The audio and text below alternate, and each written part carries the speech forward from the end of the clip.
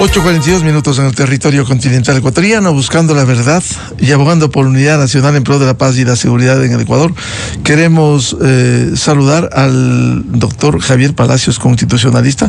Lo invitamos a un diálogo para hablar de estos sucesos ocurridos alrededor del Consejo de Participación Ciudadana, en donde el miércoles pasado, contrariando el dictamen de la Corte Constitucional, hacen tabla rasa y simplemente 4 votos de la Liga Azul, cuya conducta sigue esperando el pronunciamiento del Tribunal Contencioso Electoral, aunque ayer ya fue rechazada una nueva recusación contra la conjueza doctora Ana Abril. Ahora se espera que se reúna esta semana para decidir lo que desde hace varios meses tienen pendiente.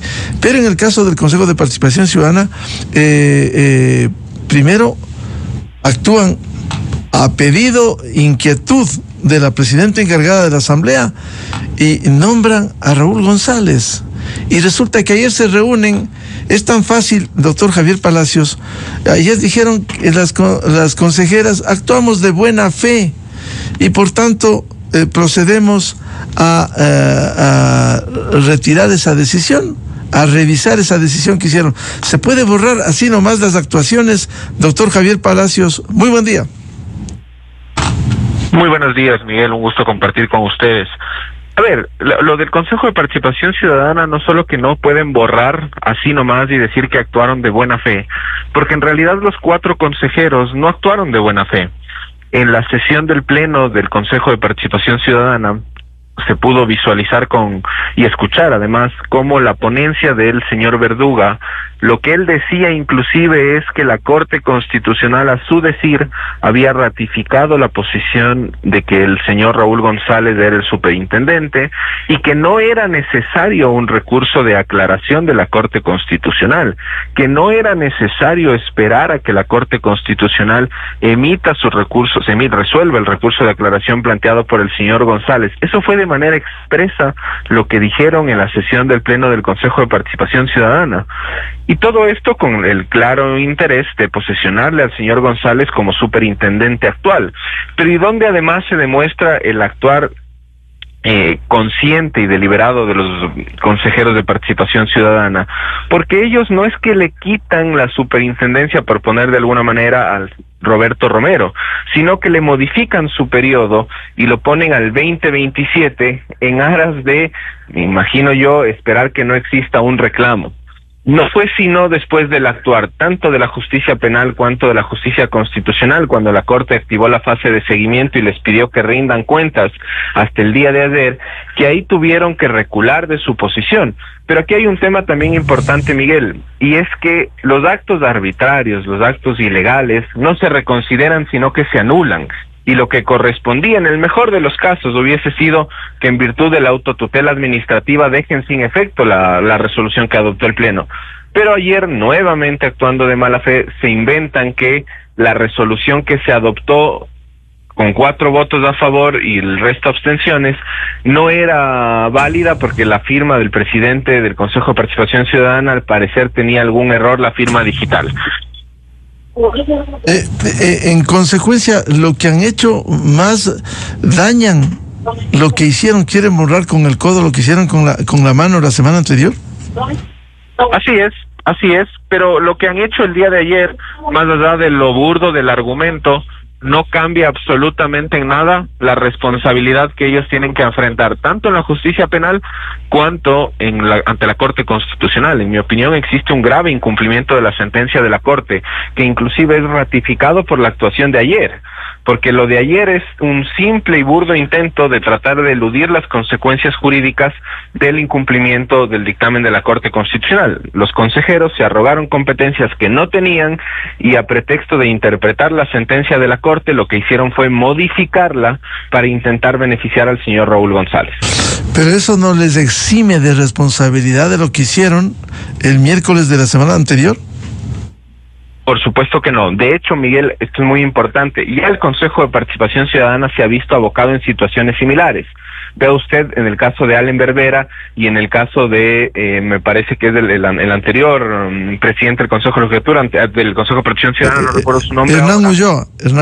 No, antes de Hernán Ulloa, inclusive, ya pasó, la Corte Constitucional hizo un seguimiento de un dictamen en su momento que fue incumplido por los consejeros, y aun cuando los consejeros, previo a que la Corte Constitucional dieron marcha atrás, la Corte Constitucional los terminó destituyendo, y por una razón, porque el actuar deliberado ya fue consumado, y todo lo posterior a la activación de la fase de seguimiento, lo único que hace es ratificar el incumplimiento. Por tanto, ¿qué debiera hacer la Corte Constitucional con este caso? En mi opinión, la Corte Constitucional debe actuar con la mayor rigurosidad del caso y declarar el incumplimiento de la sentencia, porque a este punto, en esta etapa, digamos, ya no es ni siquiera controvertido que los consejeros incumplieron la sentencia. Ellos mismos han reconocido con la actuación de ayer, y dado que el incumplimiento es grave, porque se pretendía posesionar a una persona que la Corte Constitucional no le dio la calidad de superintendente, debe destituir a los 4 consejeros hoy identificados con la Liga Azul. Sin más trámite, ahí habrá que, por cierto, cumplir el debido proceso, pero ya no tanta sesión, tanta postergación como en su ámbito ha hecho la justicia electoral, el Tribunal Contencioso Electoral. Acá ya comparecieron. Recuerdo cuando destituyeron a Allen Berbera, previo al dictamen que emitiera la Corte Constitucional el 6 de octubre del 2023, autoverificación 219, y ya comparecieron los mismos consejeras y consejeros y volvieron a hacer.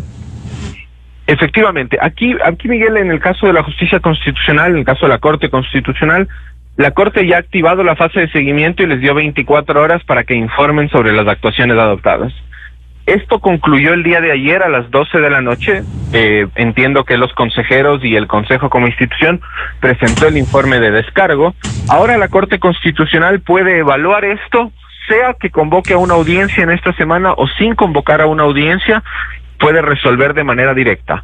¿A efectos de qué? A efectos de evaluar el incumplimiento y, de ser el caso, que en mi opinión correspondería, destituir a los 4 consejeros. En el tema de la justicia electoral, en cambio, ahí lo que ha existido son dilaciones innecesarias. Me parece que un pleno del Tribunal Contencioso Electoral se ha demorado en tomar la decisión, pero también hay que decirlo. Lo que pasa es que estos consejeros han presentado recursos, recusaciones sobre todo, tendientes a dilatar la causa con el objeto de que no sean destituidos. Claro, pero imagínese, para que lo comente el doctor Javier Palacios, el último que fue rechazado anoche contra la conjueza electoral, doctora Ana Abril, presenta el ya fugado Sócrates, el consejero Verduga, presenta una acción penal contra ella, y el mismo día presenta que como tiene una acción penal, él le recusa. Es decir, esto no es una burla en la justicia. Por ello, ayer fue rechazado esa recusación. En efecto, ellos están presentando recusaciones sin fundamento, incidentes procesales que no tienen ningún sustento jurídico, con el único intento de que el Tribunal Contencioso Electoral no resuelva lo que en derecho corresponde. Ese es el afán.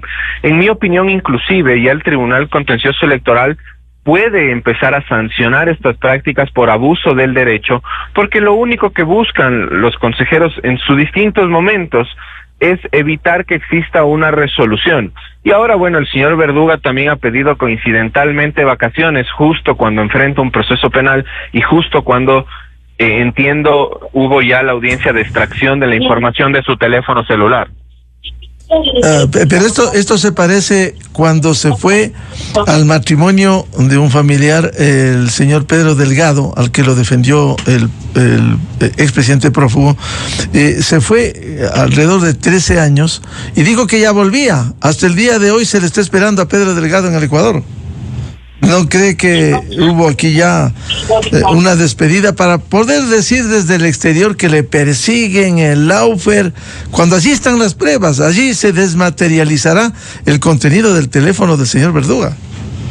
En efecto, ojalá las vacaciones del señor Verduga no sean como el matrimonio del primo del expresidente Correa, ¿no? Sí. Ojalá y vuelva al país, porque al menos la escena que se vio en el allanamiento y que fue televisado o inclusive filtrado, se ve una persona muy preocupada por el contenido de su teléfono, y si nada debe temer, pero las actuaciones de él nos hacen presumir lo contrario. Y sobre todo, creo que el señor Verduga está consciente, de más allá de la información que está en el teléfono, de que él incumplió la sentencia de la Corte Constitucional a sabiendas y con una intención clara: posesionarle al señor Raúl González en desmedro de quien había sido legalmente designado como superintendente.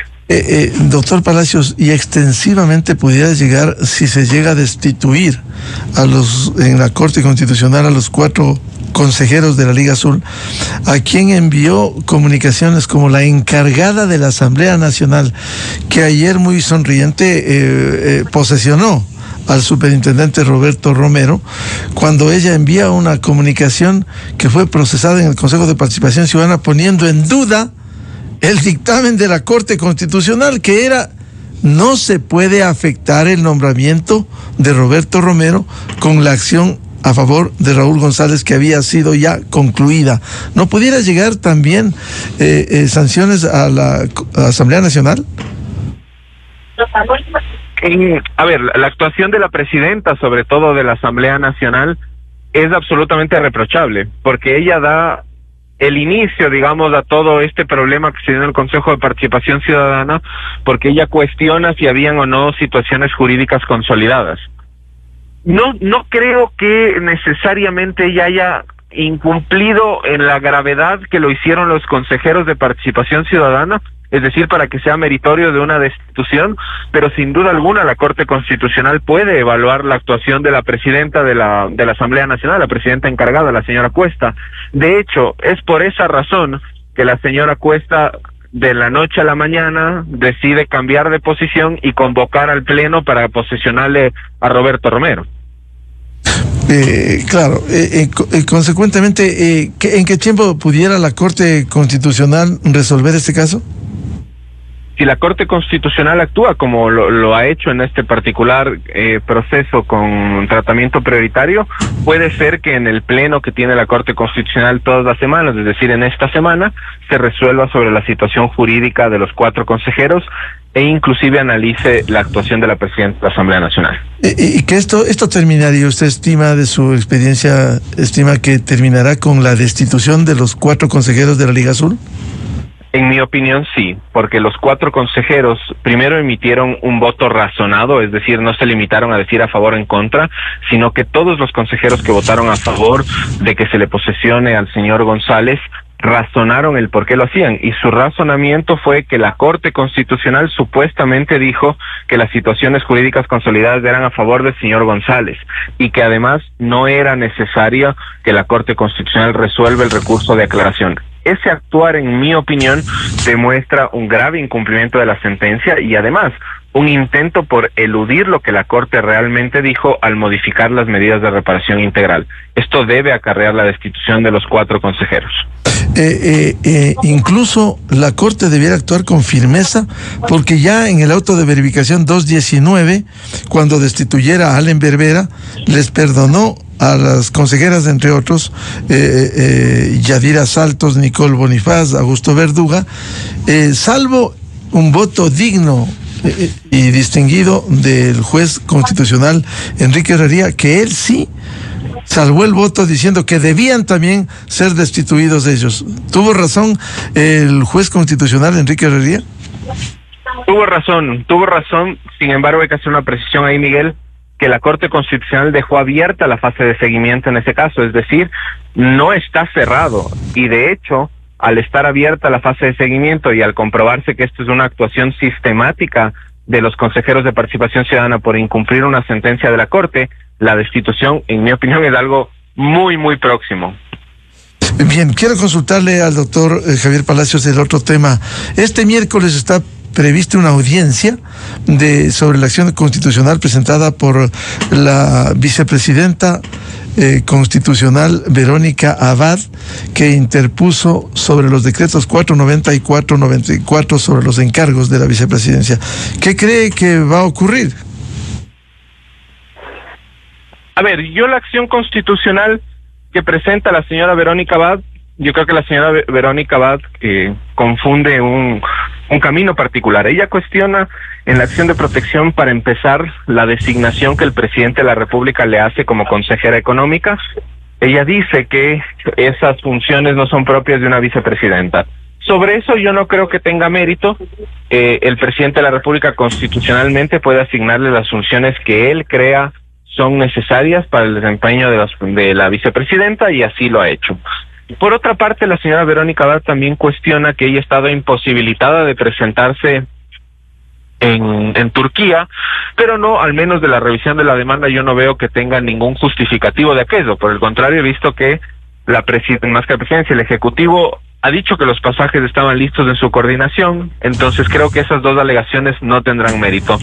Por otro lado, lo que se va a debatir es el encargo que se le ha hecho a la señora Gelibert, es decir, si había o no había una ausencia temporal de la vicepresidenta de la República. Si bien creo yo que no existe la ausencia temporal en los términos del artículo 146 de la Constitución, también es un hecho cierto que la señora Verónica Abad, y así lo ha puesto en su acción de protección, ha decidido no ir a ejercer las funciones que el presidente le ha encargado en Turquía. Y ese puesto no puede quedar sin ejercer una función y de la forma en la que el presidente de la República lo ha dirigido. Creo que ese será el debate constitucional más fuerte, si se configuró o no la ausencia temporal, porque de allí las otras alegaciones yo no creo que procedan. Más aún cuando la justicia constitucional le ha negado la medida cautelar a la señora Verónica Abad. Y recordemos además, Miguel, que esta es recién una primera instancia, más allá de que en caso de que fuese favorable debería cumplir la presidencia de la República inmediatamente el fallo, pero esto es recién una primera instancia y puede ser que la causa no se resuelva inclusive en audiencia y que el tribunal requiera más pruebas para emitir su decisión. Y mientras tanto, ¿la vicepresidenta debe irse ya a Turquía o no? La señora Verónica Abad, si quiere estar en funciones como vicepresidenta, debe irse a Turquía.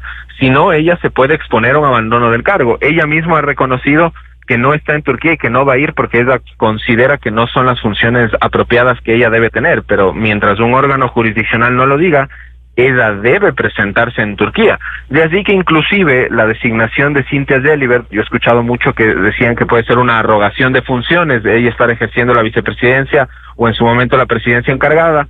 En mi opinión, esto no es jurídicamente correcto porque la señora Gelibert está actuando en virtud de un decreto ejecutivo que no ha sido expulsado de parte de ningún órgano jurisdiccional, y es más, la Corte Constitucional, cuando se presentó una demanda de inconstitucionalidad respecto de dicho decreto, lo inadmitió, señalando que no era un acto normativo y por ende no era susceptible de control constitucional por parte de dicha magistratura. Por tanto, ¿la vicepresidenta se está exponiendo a una acción posterior contra ella de abandono de cargo? Por supuesto, ella puede llegarse a configurar un abandono del cargo. El abandono del cargo en el Ecuador tiene una calificación previa de parte de la Corte Constitucional y una calificación política de parte de la Asamblea Nacional. Pero además, Miguel, también se expone a exámenes de Contraloría, ¿no? Porque ella no está ejerciendo las funciones que el presidente le ha encominado. Y ella por sí, ante sí, no puede decidir si cumple o no cumple. Bien, muchas gracias, como siempre, la atención y la ilustración que nos hace el constitucionalista doctor Javier Palacios. La próxima en estudios, doctor Palacios. Claro que sí, Miguel, muchísimas gracias. Muy amable. Con esto cerramos la jornada de entrevistas y debates, la opinión diversa y libre en la revista de Opinión Democracia por XFM, Democracia M y Democracia TV. Les recomendamos, ya viene en XFM el show de la papaya, y a los miles de seguidores de la revista de Opinión Democracia les deseamos un feliz martes a todos. Muy buen día. La revista de Opinión Democracia, buscando la verdad en todas partes. Inicio de espacio promocional y publicitario.